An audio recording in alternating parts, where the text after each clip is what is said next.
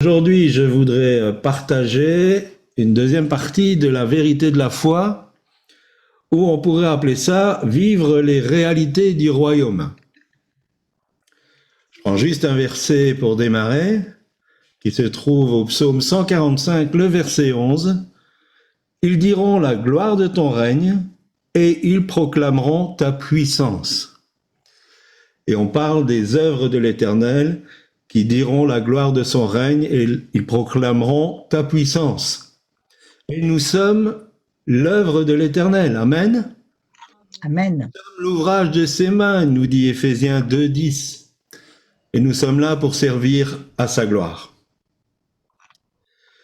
Alors je voudrais vous parler d'un livre de science-fiction et de fantastique que nous avons lu. Alors je vous brosse un peu l'histoire. En fait, il y a une boule de feu qui vient du ciel et qui tombe sur un groupe de personnes. Et ces personnes deviennent des héros et acquièrent, à cause de ce feu qui vient sur eux, certains pouvoirs. En fait, sur la Terre, il y a une forte activité extraterrestre. Mais les extraterrestres, c'est des gentils. Et ils sont là pour aider ces héros à établir ce qui se passe sur leur planète. Alors par exemple, un des héros, à un moment donné, est téléporté comme ça en quelques secondes à plusieurs dizaines de kilomètres. Un autre héros est en face d'un méchant, vraiment quelqu'un de pas gentil, et il lui parle, et ce méchant, il devient complètement aveugle. Puis il y a derrière lui une sorcière, il se retourne, il parle, et puis la sorcière perd tous ses pouvoirs.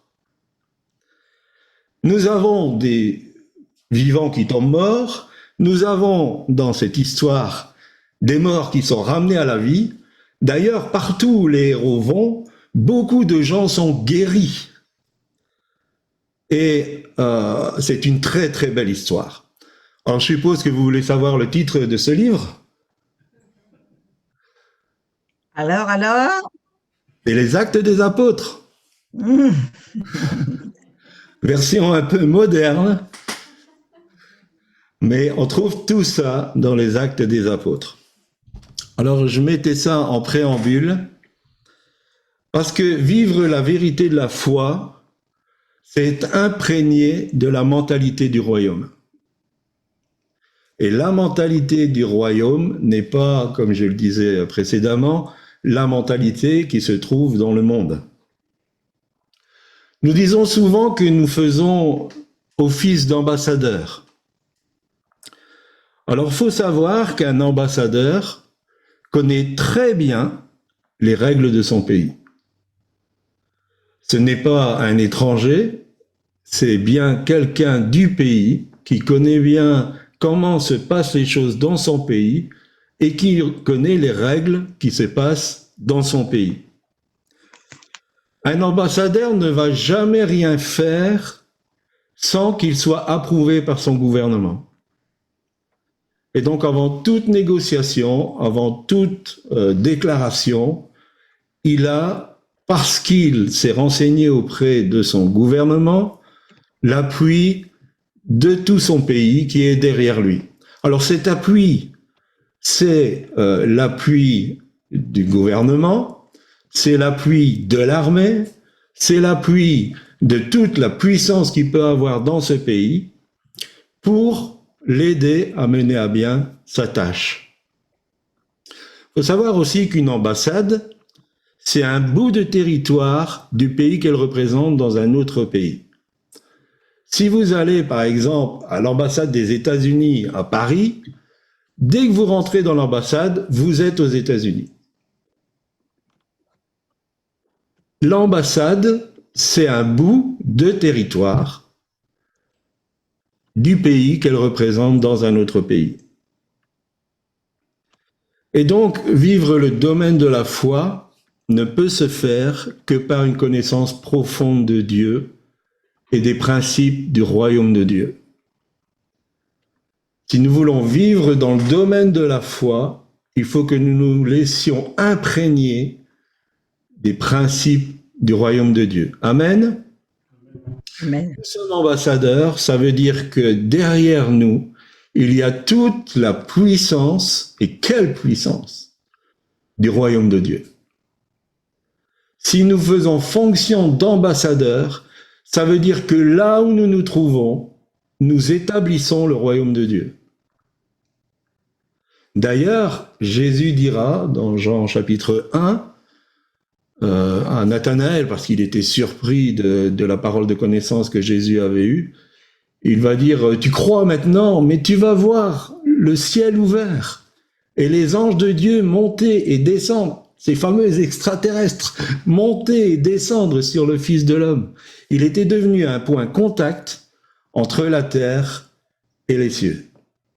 Et nous sommes appelés, à son image, à devenir des points contact par rapport au royaume de Dieu. Et le royaume de Dieu doit se manifester à travers chacun d'entre nous, à travers l'Église, mais aussi à travers chacun de ses membres. Amen. Et donc, ce qui est vécu dans les actes des apôtres nous est accessible si nous marchons dans la vérité de la foi.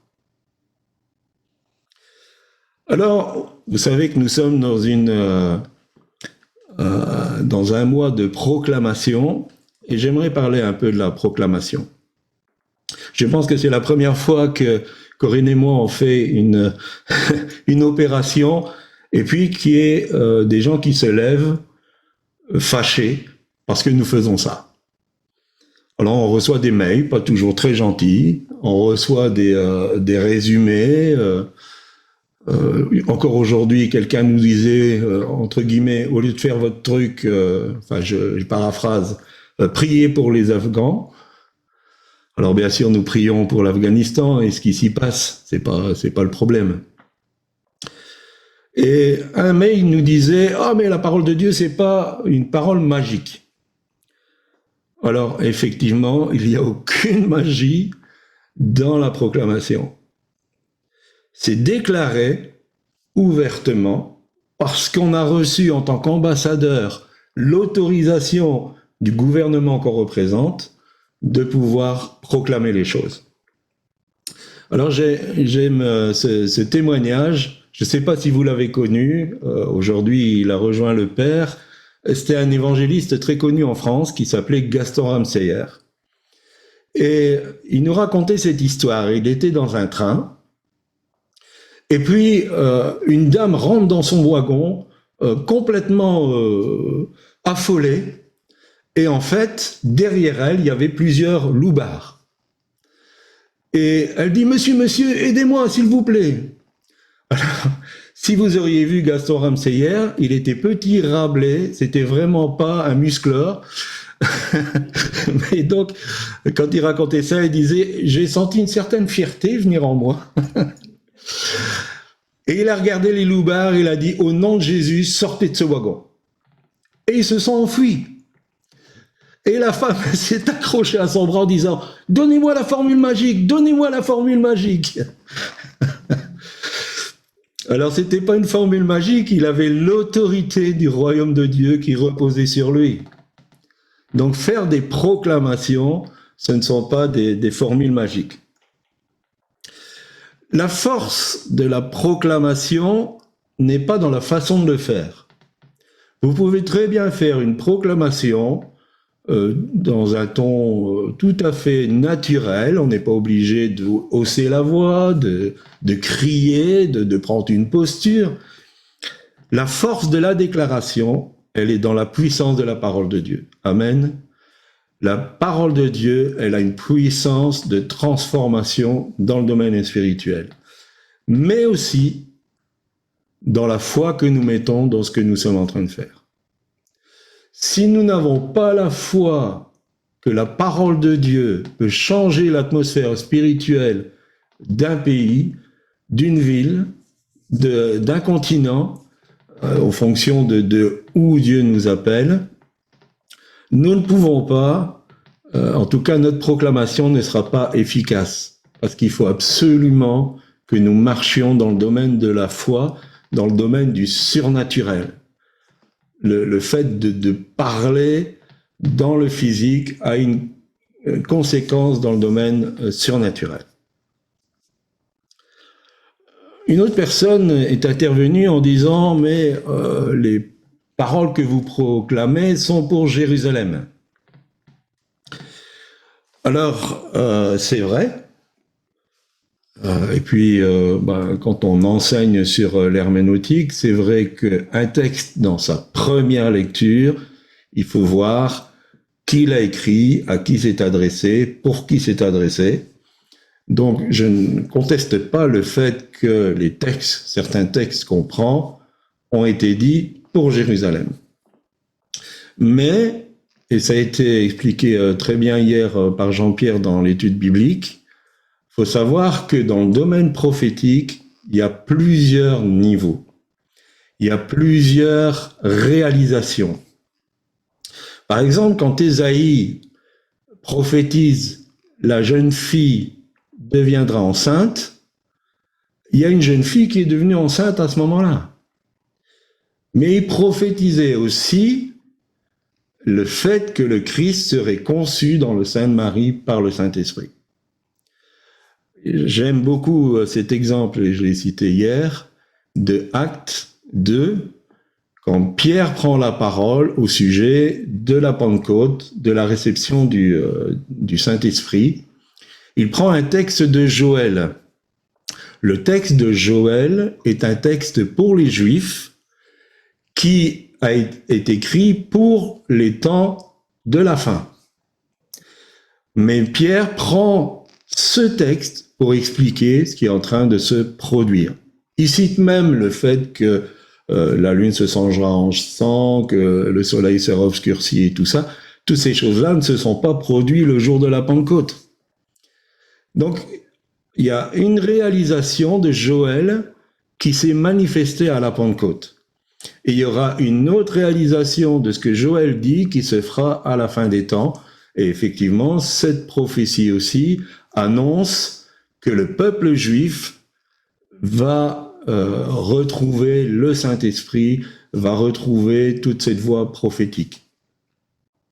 Mais il y a une chose qui est intéressante dans Acte 2, au verset 39, c'est que Pierre dit « Car la promesse est pour vous », donc ceux qui étaient là, qui l'entendaient, pour vos enfants et pour tous ceux qui sont au loin, en aussi grand nombre que le Seigneur notre Dieu les appellera.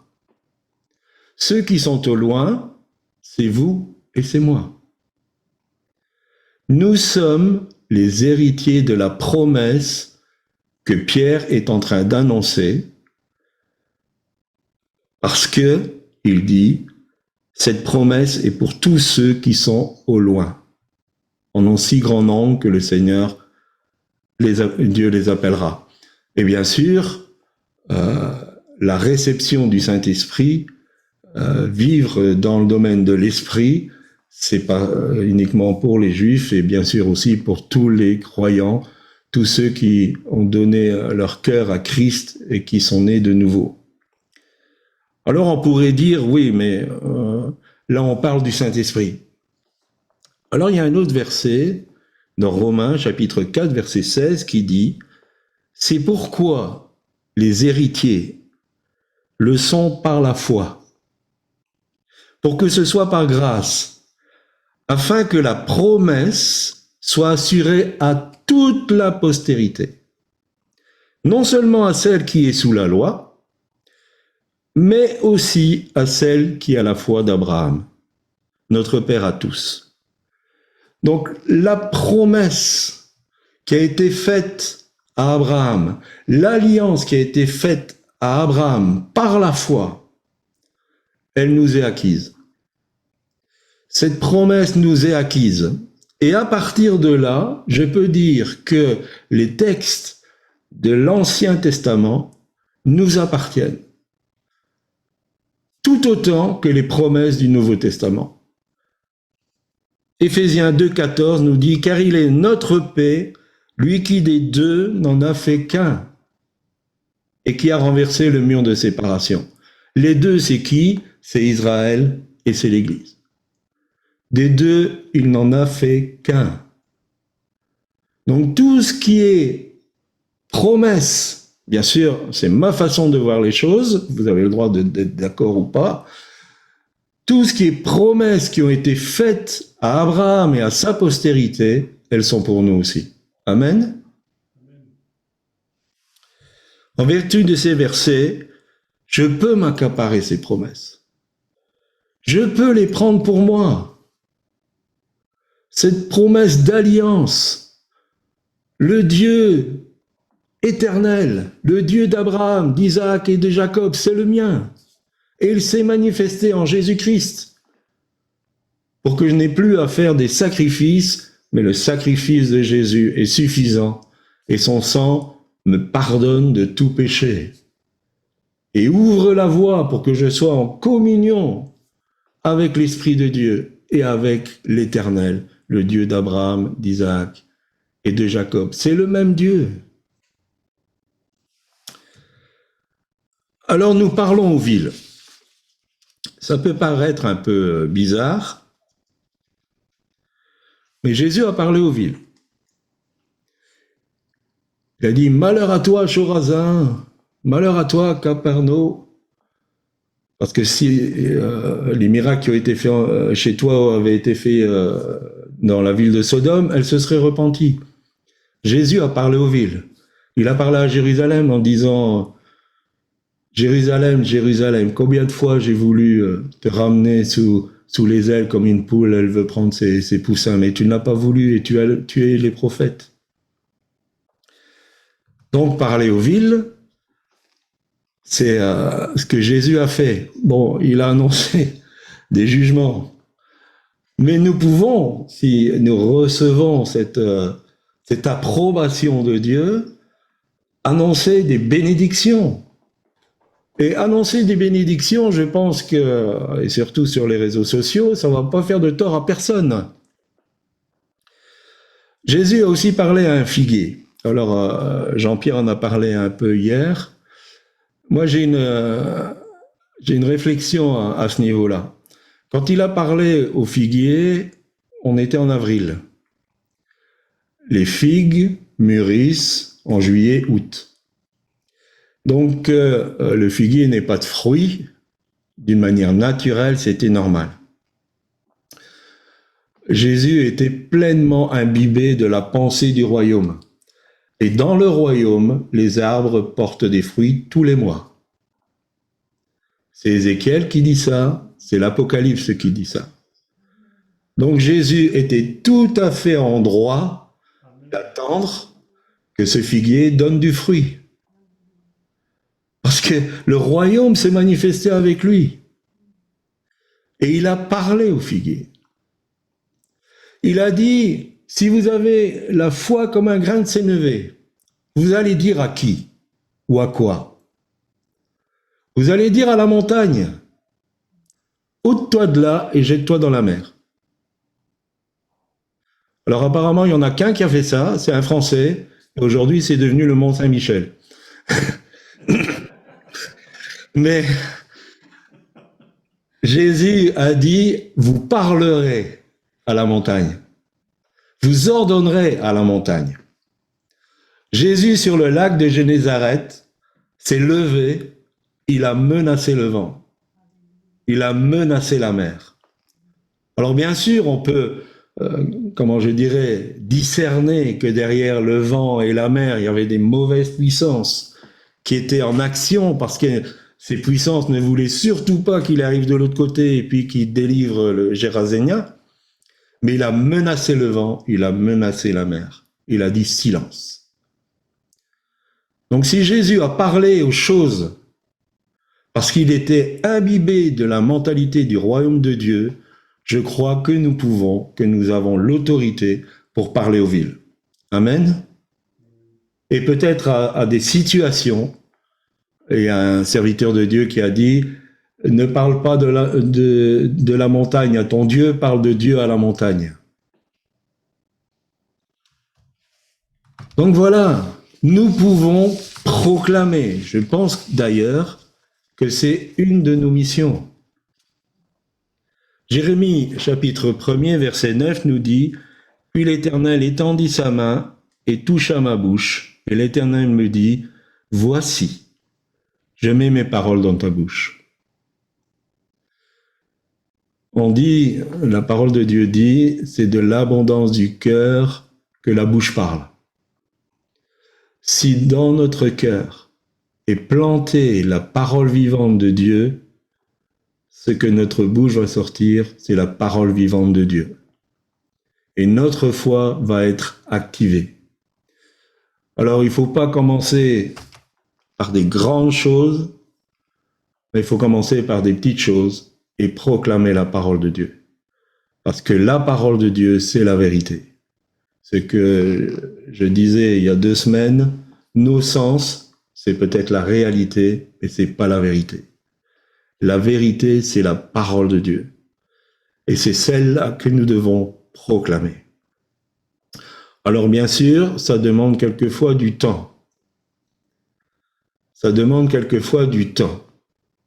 Mais il faut savoir que la parole dit aussi que les anges prennent la parole proclamée et ils agissent en conséquence.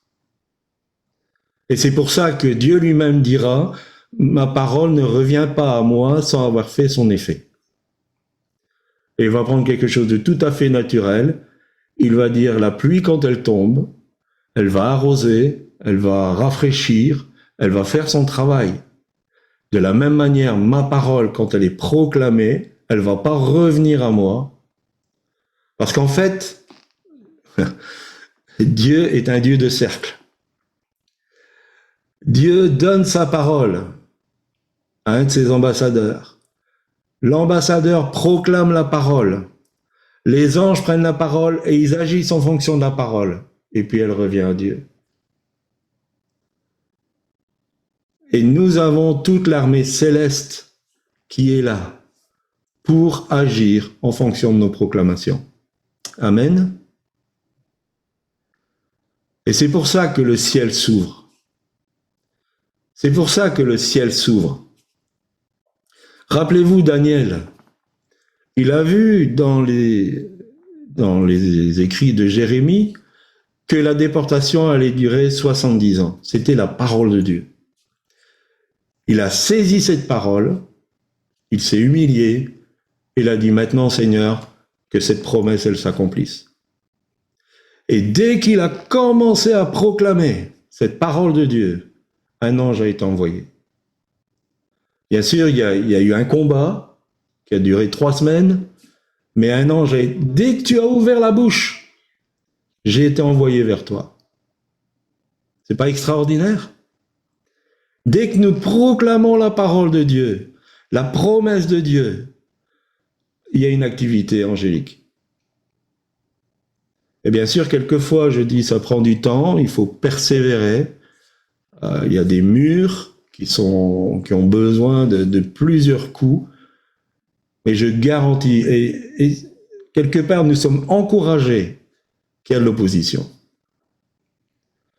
Parce que si le diable n'était pas dérangé, il n'y aurait pas d'opposition.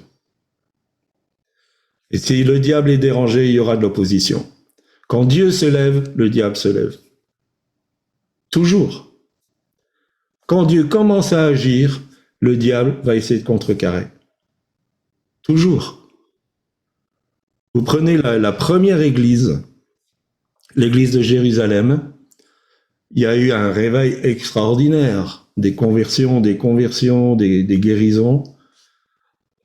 Il va essayer d'amener la corruption par Ananias et Saphira. Et c'est pour ça qu'il faut comprendre que le jugement qui est tombé sur Ananias et Saphira était sérieux parce qu'il était dans une période très particulière. C'est que le diable essayait de corrompre le réveil que Dieu avait établi à Jérusalem. Et comme ça n'a pas marché, après il a essayé, acte 6, la division. Et les gens ont commencé à être mécontents par rapport à la distribution de la nourriture et tout cela. Et puis, il y a eu la sagesse qu'ils ont établi les diacres. Le diable va toujours essayer de corrompre quand nous agissons selon la parole de Dieu. Si ça marche pas, il va essayer la division. Et si ça marche pas, va venir la persécution. Et après l'église de Jérusalem, acte 8, acte 7 déjà, avec la mort d'Étienne, l'église de Jérusalem va être persécutée. Et dans nos vies, c'est pareil. Si nous voulons marcher dans la vérité de la foi, le diable va essayer de nous corrompre, d'amener le compromis, de dire mais tu crois à des chimères, mais tu agis comme un insensé. Si ça fonctionne pas, il va essayer de vous diviser à l'intérieur de vous. Et si ça marche pas, il va vous persécuter. Mais nous sommes plus que vainqueurs par celui qui nous a aimés. Alors voilà, je vais pas être plus long cet après-midi. Simplement vous dire que tout ceci est du domaine prophétique. Nous sommes dans une saison prophétique. Parce que l'Église que Jésus va revenir chercher sera prophétique. Ça ne peut pas être autrement. L'Église devra être remplie de la parole de Dieu, remplie du domaine prophétique. Et cette Église sera prophétique et apostolique, parce qu'elle va établir les bases du royaume. Alors ça se fera au travers de persécutions, mais chacun d'entre nous, nous serons un ambassadeur, une ambassadrice pour établir les bases du royaume. Et donc cette Église sera apostolique et prophétique, parce que c'est l'Église que Christ va venir chercher. Il ne va pas venir chercher l'Église qui se dispute pour tout et n'importe quoi. Il va venir chercher une Église prophétique et apostolique. Et cette Église, joint à la voix de l'Esprit, dans Apocalypse 22, 17, va dire « Et l'Esprit et l'Épouse disent « Viens ». Et l'Esprit et l'Épouse disent « Viens ». Viens, Seigneur Jésus. Voilà la voix prophétique de la saison dans laquelle nous sommes. Nous sommes en train de préparer le chemin du Seigneur. Nous disons souvent qu'avant le retour de Christ, l'Élie doit venir. Alors l'Élie, c'est pas le personnage historique Élie, mais c'est la voix prophétique d'Élie qui a ramené le peuple à l'Éternel en disant mais pendant combien de temps vous allez clocher de gauche ou de droite, choisissez. C'est de la tiédeur. Dieu ne veut pas de la tiédeur. Choisissez. Jean-Baptiste a été cet Élie avant que Christ vienne en chair pour ramener le peuple d'Israël qui était égaré. Et avant que Jésus revienne chercher les siens, il y aura la voix prophétique d'Élie, qui sera une voix de repentance, de retour à Christ, de retrouver son feu. Si ce que j'ai dit cet après-midi n'est pas juste, alors Ézéchiel 37, ministère, n'a aucune raison d'être. Parce que Ézéchiel 37, c'est une prophétie pour Israël dans un premier temps. Et s'il n'y a que ça, alors nous allons fermer boutique et puis nous allons passer notre temps à autre chose. Mais nous avons vu tant d'os reprendre vie. Nous avons vu tant de gens complètement cassés, complètement éloignés de Dieu, reprendre feu pour Dieu. On a vu de ces os se rapprocher des autres, et un des bénéfices de cette opération souffle de vie, c'est que les chrétiens se rassemblent. On est une centaine là maintenant. Mais reprendre vie, reprendre feu, se réorienter sur l'Éternel. L'Éternel est redevenu leur priorité. Donc cette prophétie d'Ézéchiel 37 nous la proclamons parce que nous l'avons vue. Amen. Voilà, je vous remercie beaucoup de m'avoir écouté.